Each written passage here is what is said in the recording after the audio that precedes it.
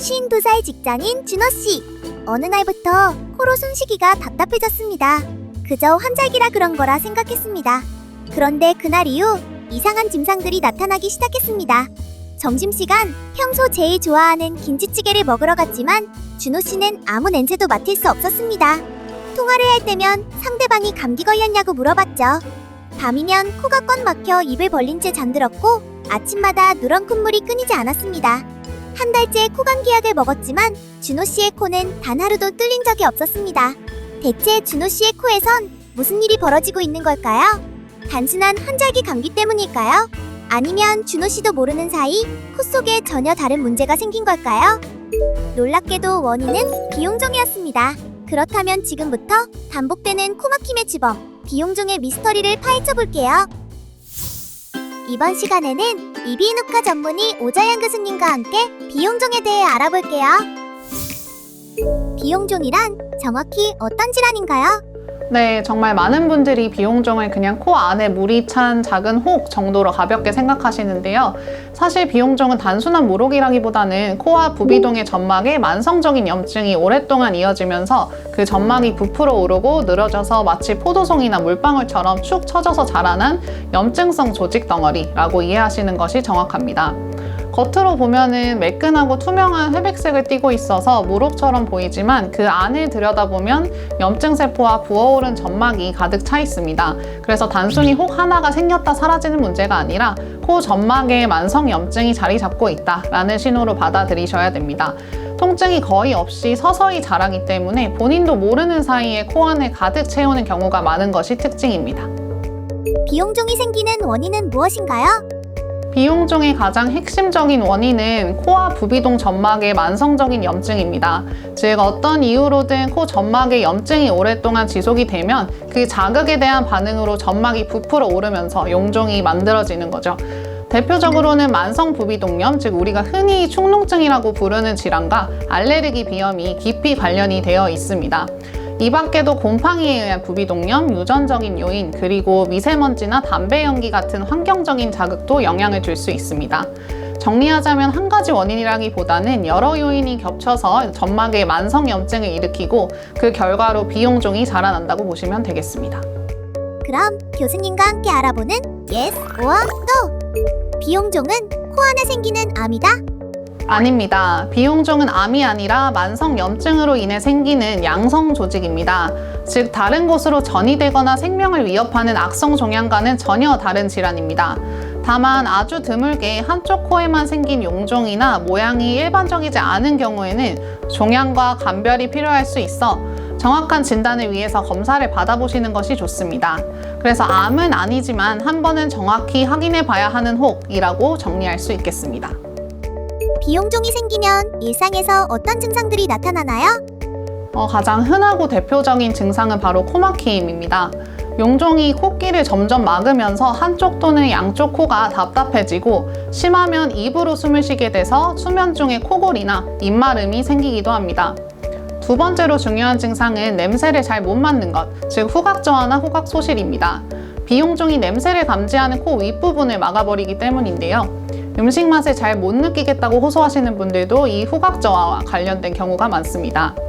이 외에도 누렇거나 끈끈한 콧물, 목 뒤로 넘어가는 후비루, 그리고 얼굴이 무겁고 눌리는 듯한 압박감, 두통 등이 동반될 수 있습니다. 특히 감기도 아닌데 이런 증상이 몇 주 이상, 길게는 몇 달씩 계속된다면 한 번쯤 비용종을 의심하고 병원을 찾아보시는 것이 좋습니다. 비용종이 의심될 때 병원에서는 어떤 검사를 통해 진단하게 되나요? 네, 진단의 첫 단계는 비내시경 검사입니다. 가느다란 내시경을 코 속에 넣어서 직접 들여다보면 용종이 있는지, 어느 위치에 있는지, 얼마나 크게 자라 있는지를 눈으로 바로 확인할 수 있습니다.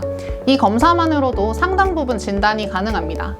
다음으로는 부비동 CT 촬영을 시행을 하게 되는데요. 내시경으로는 코 속 입구 쪽만 보이지만 CT를 찍으면 코 속 깊숙한 부비동까지 용종이 얼마나 퍼져 있는지, 염증의 범위는 어느 정도인지를 입체적으로 파악을 할 수가 있습니다. 수술이 필요한 경우에는 수술 계획을 세우는 데에도 꼭 필요한 검사입니다.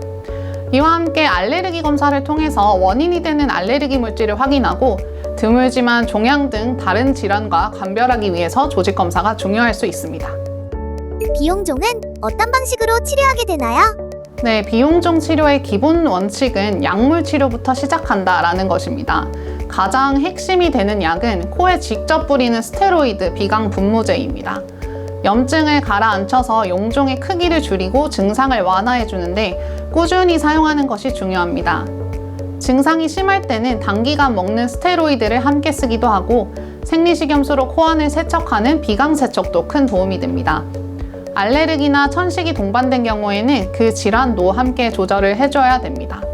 그런데 이렇게 충분히 약물 치료를 했는데도 증상이 나아지지 않거나 용종이 너무 커서 코를 완전히 막고 있거나 후각저하나 반복되는 부비동염이 심한 경우에는 수술을 고려하게 됩니다.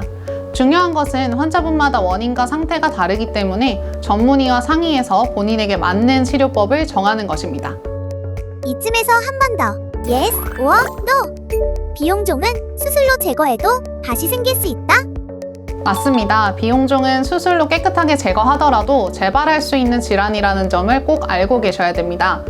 수술은 이미 생긴 용종을 없애고 막힌 길을 넓혀주는 과정이지 염증을 일으키는 원인이나 체질까지 없애주는 것은 아니기 때문입니다. 그래서 수술 후에도 비강 분무제 사용, 비강 세척, 동반 질환 관리, 그리고 정기적인 진료를 통한 꾸준한 관리가 반드시 필요합니다. 재발의 조짐을 초기에 발견하면 다시 약물로 조절할 수 있는 경우가 많기 때문에 수술하면 끝이 아니라 수술 후 꾸준한 관리가 시작이라고 생각해 주시면 좋겠습니다. 비용종을 치료하지 않고 오래 방치하면 어떤 질환으로 이어질 수 있나요? 비용종을 그대로 방치하면 우선 만성 부비동염이 심해지고 세균 감염이 반복되면서 누런 콧물과 얼굴 통증이 계속될 수 있습니다. 코끼리 만성적으로 막혀 있으니 코골이나 수면 무호흡으로 이어져서 수면의 질이 크게 떨어지기도 합니다. 또한 후각을 담당하는 부위가 오랫동안 눌리고 염증에 노출이 되면 나중에 치료를 하더라도 후각이 완전히 회복되지 않고 영구적으로 떨어진 채 남을 수 있습니다.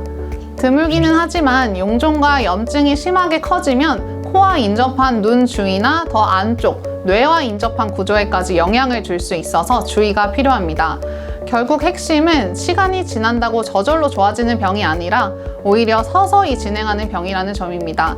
그래서 증상이 오래 간다면 미루지 마시고 일찍 진료받으시는 것이 가장 좋은 방법입니다.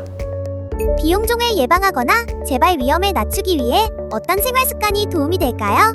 네, 가장 강조드리고 싶은 것은 코 점막의 염증을 키우는 자극을 줄이는 것입니다. 우선 담배 연기는 직접 흡연이든 간접 흡연이든 코 점막에 큰 자극이 되기 때문에 반드시 피하셔야 됩니다. 미세먼지가 심한 날에는 마스크를 착용하시는 것도 도움이 됩니다. 두 번째로 생리식염수를 이용한 비강세척을 평소 습관으로 들이시면 코 속의 먼지나 자극물질, 알레르기 유발 물질을 씻어내는 데 효과적입니다. 실내 습도를 적절히 유지하고 공기를 깨끗하게 관리하는 것도 좋습니다. 세 번째로 알레르기 비염이 있으신 분들은 본인의 알레르기 원인 물질을 알고 가능한 한 피하면서 꾸준히 치료받는 것이 중요합니다. 감기나 비염을 가볍게 여기지 말고 초기에 잘 관리해서 만성염증으로 번지지 않도록 하는 것. 이것이 비용종을 예방하고 재발을 줄이는 가장 현실적인 생활관리법입니다. 마지막으로 시청자 여러분께 꼭 전하고 싶은 당부 한 말씀 부탁드려요. 네, 비용종은 단순한 모록이 아니라 코 점막의 만성 염증이 만들어낸 결과라는 점을 꼭 기억해 주셨으면 합니다. 코막힘이나 냄새를 잘 못 맡는 증상이 몇 주 이상 계속된다면 괜찮아지겠지 하고 미루지 마시고 가까운 이비인후과를 찾아서 정확한 진단을 받아보시기 바랍니다. 다행히도 비용종은 적절한 약물 치료와 필요한 경우의 수술, 그리고 꾸준한 관리로 충분히 조절할 수 있는 질환입니다. 재발이 있을 수 있다는 점 때문에 너무 걱정만 하시기보다는 전문의와 함께 꾸준히 관리해 나간다는 마음으로 접근하시면 일상의 숨쉬는 편안함을 충분히 되찾으실 수 있습니다. 숨쉬는 일, 냄새 맡는 일은 삶의 질과 직결됩니다. 코 건강 가볍게 여기지 마시고 꼭 챙기시길 바랍니다. 오늘은 코 안에 생긴 염증 덩어리, 비용종에 대해 알아봤는데요. 악성 종양은 아니지만 오래 방치하면 후각이 떨어지고 삶의 질까지 무너뜨릴 수 있어요. 한 달 넘게 이어지는 코막힘, 누런 콧물, 코골이가 계속된다면 이건 몸이 보내는 신호니까 그냥 넘기지 마세요. 오늘 유익한 설명해주신 이비인후과 전문의 오자영 교수님, 감사합니다. 그럼 지금까지 여러분의 건강을 지키는 천사 메디엘이었습니다. 다음 시간에 만나요. 메디엘의 비용종 미스터리 완벽 해결. 비용종은 코 내부 점막에 만성적인 염증이 오래되면서 물방울 모양으로 염증성 조직 덩어리가 부풀어 오른 걸 말해요. 비용종이 생기면 코가 막히고 수면 중 코골이가 생기거나 입이 마르는 증상이 생기기도 하고 냄새를 잘 못 맡는 증상, 끈끈한 콧물, 두통 등이 동반될 수 있어요. 병원에서는 코 안쪽을 보는 비내시경 검사와 CT 촬영을 통해서 비용종이 있는지를 확인해요. 필요한 경우 조직 검사를 통해 다른 질환과 감별을 하기도 해요. 치료는 약물 치료가 원칙인데 코에 직접 뿌리는 스테로이드 비강 분무제를 통해서 염증을 가라앉히고 증상을 완화해요. 하지만 증상이 너무 심한 경우에는 비용종을 직접 제거하는 수술적 치료를 고려하기도 해요. 비용종을 예방하거나 재발을 방지하기 위한 생활 속 관리법으로는 금연하기, 미세먼지가 많은 날에는 마스크 착용하기, 생리식염수로 코 속 세척하기, 실내 습도 적절히 유지하기, 그리고 알레르기 비염이 있는 경우 알레르기 원인 물질을 피하고 꾸준히 치료받기를 기억하세요.